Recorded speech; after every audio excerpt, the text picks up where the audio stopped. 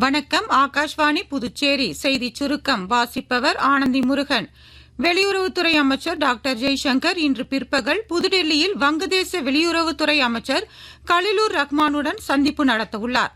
3 நாள் இந்திய பயணமாக வந்துள்ள திரு ரஹ்மான் இந்த பயணத்தின் போது தேசிய பாதுகாப்பு ஆலோசகர் திரு அஜித் தோவல், மத்திய வர்த்தகத்துறை அமைச்சர் திரு பியூஷ் கோயல், மத்திய பெட்ரோலியத்துறை அமைச்சர் ஹர்தீப் சிங் புரி ஆகியோரை சந்திப்பார் என்று எதிர்பார்க்கப்படுகிறது.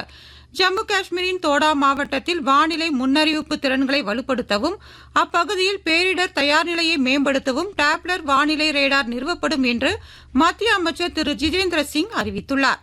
தோடா மாவட்ட ஆட்சியர் அலுவலக வளாகத்தில் நேற்று நடைபெற்ற மாவட்ட வளர்ச்சி ஒருங்கிணைப்பு மற்றும் கண்காணிப்பு குழு கூட்டத்தில் பேசிய அவர் இவ்வாறு தெரிவித்தார். வரவிருக்கும் 2026 சட்டமன்ற தேர்தலில் வாக்குச்சாவடி முகவர்களின் இருக்கை ஏற்பாடு குறித்து புதிய வழிகாட்டுதல்கள் ஏதும் வெளியிடப்படவில்லை என்று தேர்தல் ஆணையம் தெளிவுபடுத்தியுள்ளது.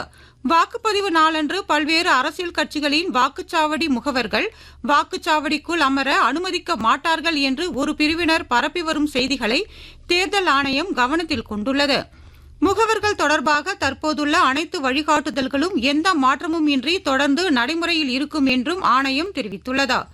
புதுச்சேரியில் நாளை சட்டமன்ற தேர்தல் நடைபெற உள்ள நிலையில் வாக்கு எண்ணும் மையங்களில் உள்ள பாதுகாப்பு அறைகளில் இருந்து மின்னணு வாக்குப்பதிவு இயந்திரங்கள் மற்றும் விவிபாட் இயந்திரங்கள் வாக்குப்பதிவிற்கான வாகனங்களில் பலத்த பாதுகாப்புடன் வாக்குச்சாவடிக்கு கொண்டு செல்லும் பணி நடைபெற்று வருகிறது.